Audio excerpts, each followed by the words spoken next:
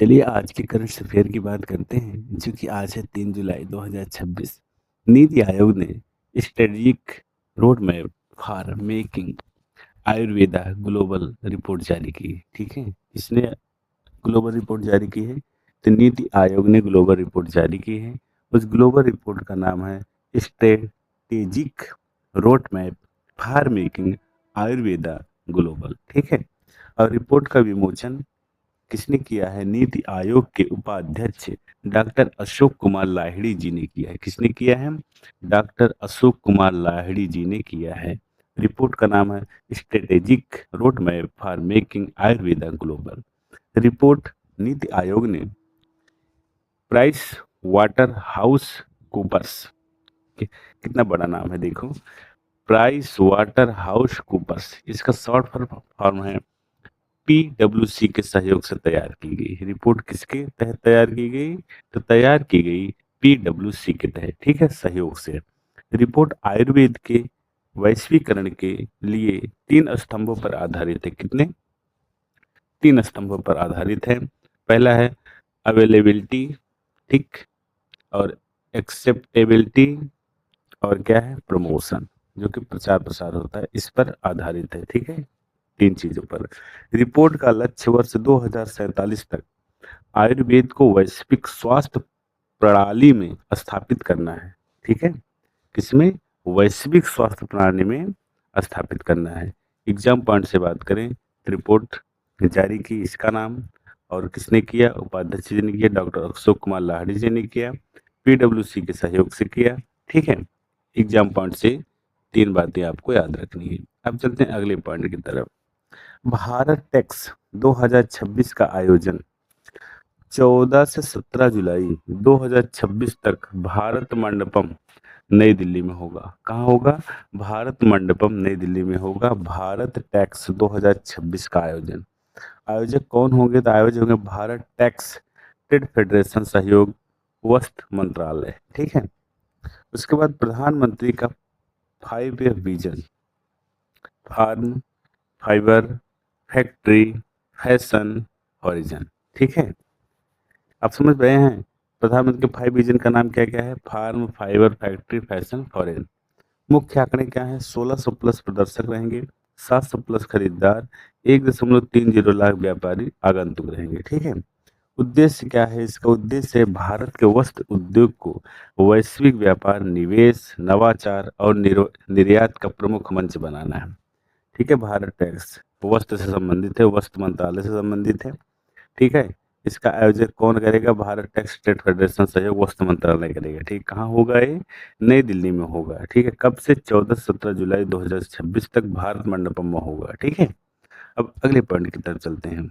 अगला पॉइंट है आपकी स्क्रीन पर, विकसित भारत जी राम जी योजना का राष्ट्रीय शुभारंभ 2 जुलाई 2026 को आंध्र प्रदेश के तिरुपति जिले से किया गया। कहाँ किया गया? तिरुपति जिले से किया गया। कब? 2 जुलाई 2026 को। इस योजना के तहत ग्रामीण परिवारों को 100 के बजाय 125 दिनों तक रोजगार की गारंटी देगी। कितना? पहले 100 था, अब कितना हो गया? 125 ऐड कर दो, 125 हो गया। योजना के प्रथम वर्ष में लगभग 1.51 लाख करोड़ तथा अगले 5 वर्षों में 7.5 लाख करोड़ खर्च करने तक का लक्ष्य रखा गया है। पहले साल रखा गया है 1.51 लाख, अगले 5 वर्षों में रखा गया है 7.5 लाख। काम मांगने के 15 दिनों के भीतर रोजगार न मिलने पर बेरोजगारी भत्ता तथा मजदूरी में देरी होने पर ब्याज सहित भुगतान का प्रावधान है। ठीक है, योजना का उद्देश्य ग्राम सभाओं के माध्यम से ग्रामीण रोजगार, परिसंपत्ति निर्माण और विकसित भारत 2047 के लक्ष्य को गति देना है। कौन से? 2047 के। चलते हैं अगले पॉइंट की तरफ। 3 जुलाई 2026 को नई दिल्ली में राज्य पंचायती राज मंत्रियों की राष्ट्रीय कार्यशाला आयोजित होगी। कब होगी? ये 3 जुलाई को होगी। कार्यशाला की अध्यक्षता केंद्रीय पंचायती राज मंत्री श्री राजीव रंजन सिंह जी उर्फ लल्लन सिंह करेंगे। अब देखिए इसमें याद करने वाला पॉइंट कौन सा है? कार्यशाला की अध्यक्षता केंद्रीय पंचायती राज मंत्री कौन है? तो श्री राजीव रंजन सिंह जी, जिनका उपनाम है लल्लन सिंह। ठीक, कार्यक्रम का मुख्य विषय 16वें वित्त आयोग 2026 से 31 की सिफारिशों पर चर्चा की जाएगी। 16वें वित्त आयोग ने पंचायती राज सभाओं के लिए 4.35 लाख करोड़ की अनुदान राशि की सिफारिश की है। ठीक है, कितनी राशि की? 4.35 लाख करोड़ की। कार्यशाला का उद्देश्य पंचायतों की वित्तीय मजबूती, स्वयं के राजस्व में वृद्धि और प्रभावी अनुदान उपयोग सुनिश्चित करना है। ठीक है, अब अगले पॉइंट की तरफ चलते हैं। अगला पॉइंट है राष्ट्रीय हरित हाइड्रोजन मिशन जनवरी 2023 में 19,744 करोड़ के परिव्यय के साथ शुरू किया गया था। कितना? 19,744 करोड़ के परिव्यय के साथ शुरू किया गया था। और ACME ग्रुप ने जापान की IHI कॉरपोरेशन के साथ ग्रीन अमोनियम आपूर्ति का दीर्घकालीन समझौता किया। ठीक है, किसका किया? IHI कॉरपोरेशन के साथ ग्रीन अमोनियम आपूर्ति का दीर्घकालीन समझौता किया। किस ग्रुप ने? ACME ग्रुप ने, जापान की। ठीक है, ACME ग्रुप ने मित्सुबिशी गैस केमिकल MGC के लगभग 10 वर्ष के लिए ग्रीन मेथनॉल आपूर्ति समझौते पर हस्ताक्षर किए। ठीक है, 10 वर्ष के लिए। उसके बाद IHI कॉरपोरेशन को प्रति वर्ष 4.05 लाख टन ग्रीन अमोनियम की आपूर्ति की जाएगी। राष्ट्रीय हरित हाइड्रोजन मिशन का उद्देश्य भारत को ग्रीन हाइड्रोजन के उत्पादन, उपयोग और निर्यात का वैश्विक केंद्र बनाना है। अब चलते हैं अगले पॉइंट की तरफ। जल शक्ति मंत्री कौन है? तो CR पाटिल ने 2 जुलाई 2026 को गंगा पुनर्जीवन हेतु सशक्त कार्यबल ETF की 19वीं बैठक की अध्यक्षता की। कब की? 2 जुलाई को। नमामि गंगे कार्यक्रम के तहत अब तक 524 परियोजनाएं स्वीकृत हुई हैं, जिनकी अनुमानित लागत 43,031 करोड़ है। ठीक है, कितनी है? 43,031 करोड़ है। और कितनी परियोजनाएं स्वीकृत की गई? तो है 524। राष्ट्रीय स्वच्छ गंगा मिशन NMCG के तहत अब तक 363 परियोजनाएं पूर्ण की जा चुकी हैं। कितनी? 363। बैठक में उपचारित अपशिष्ट जल के पुनः उपयोग, भूजल प्रबंधन और नदी पुनर्जीवन पर विशेष जोर दिया गया है। नमामि गंगे कार्यक्रम का मुख्य उद्देश्य क्या है? तो अविरल और निर्मल सुनिश्चित करना है। ठीक है, अविरल और निर्मल को सुनिश्चित करना है।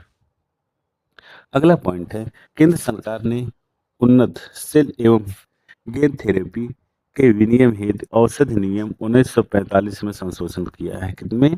1945 में।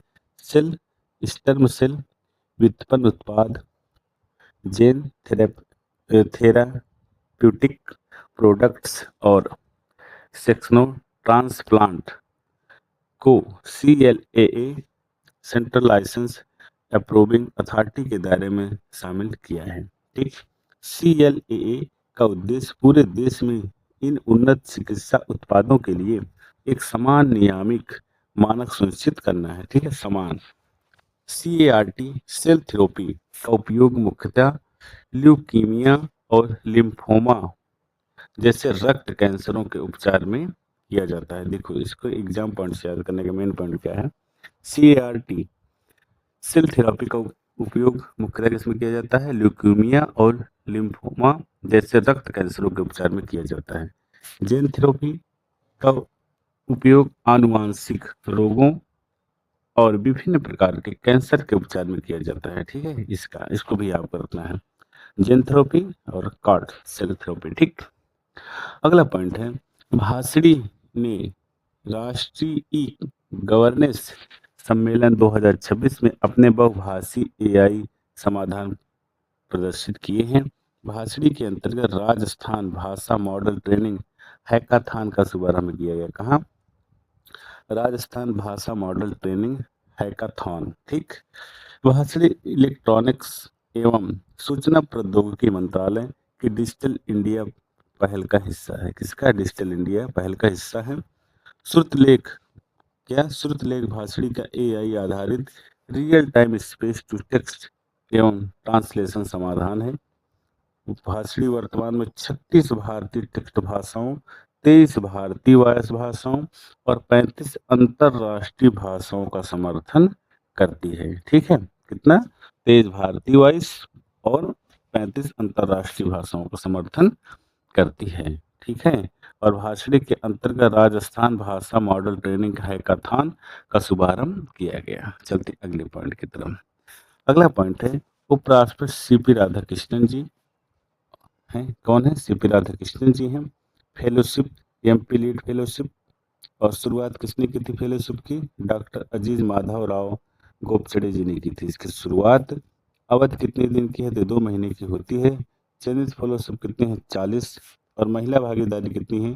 तो 62% है महिला की भागीदारी। मुख्य उद्देश्य संदेश की बात करें तो नेतृत्व सेवा से होता है, अधिकार से नहीं होता है। किससे? नेतृत्व सेवा से होता है, अधिकार से नहीं होता है। मुख्य कथन इसका क्या है? तो कथन भारत एक था, एक है और हमेशा एक रहेगा। इसको याद करना है, वेरी इंपॉर्टेंट में आपको। भारत एक था, एक है और हमेशा एक रहेगा। अगले पॉइंट की बात करें, सबसे महत्वपूर्ण तथ्य जो कि अभी ट्राई की रिपोर्ट आई है, ठीक है, टेलीकॉम कंपनी की। किस राज्य की? उड़ीसा की। उड़ीसा की राज्य की ट्राई की रिपोर्ट आई है जिसमें जिले कौन कौन से? तो जिले हैं गंजम, गजपति और रायगढ़ है। तिथि कब हुई थी? 23 से 25 अप्रैल 2026 को शुरुआत की गई थी, लेकिन रिपोर्ट जारी कब की गई? सर्वेक्षण किया गया था 23 से 25 अप्रैल को, और रिपोर्ट जारी हुई है 2 जुलाई 2026 को। अब कुल दूरी कितनी थी? 446 किलोमीटर थी दूरी, ठीक है। हॉटस्पॉट कितने कनेक्ट हुए? हॉट 8। अब बात करते हैं मेन पॉइंट की। सबसे तेज डाउनलोड किस कंपनी का था? तो था जियो, 188.07 Mbps जियो की थी। और सबसे तेज अपलोड की बात करें तो अपलोड में एयरटेल था, 18.09 MBS था। और सबसे कम ड्रॉप कॉल की बात करें तो BI मतलब वोडाफोन था। और इसका सबसे अधिक ड्रॉप कॉल की बात करें तो BSNL कितना था? 33। ये उड़ीसा की है, ठीक है। अभी मैंने एक पॉइंट छोड़ा है आपको बताने के लिए गाइस, चलते हैं। हाँ दोस्तों देखो, मैंने एक पॉइंट छोड़ा था। तीसरा global conclave on plastic recycling and sustainability, जिसे बोलते हैं शॉर्टकट में GCPRS 2026। स्थान कहाँ है? मंडपम, भारत मंडपम, नई दिल्ली। उद्घाटन किसने किया? तो तेजवीर सिंह, सचिव रसायन और पेट्रो रसायन विभाग किए थे, ठीक। मुख्य उद्देश्य क्या था? तो मुख्य उद्देश्य था प्लास्टिक रिसाइकलिंग को मजबूत बढ़ावा देना, सर्कुलर इकोनॉमी को मजबूत करना और टिकाऊ प्लास्टिक अपशिष्ट का प्रबंधन करना था, ठीक है। इसका मेन उद्देश्य था। और कितने प्रदर्शक और आगंतुक? 400 प्लस प्रदर्शक और 50,000 प्लस संभावित व्यावसायिक आगंतुक का आना था।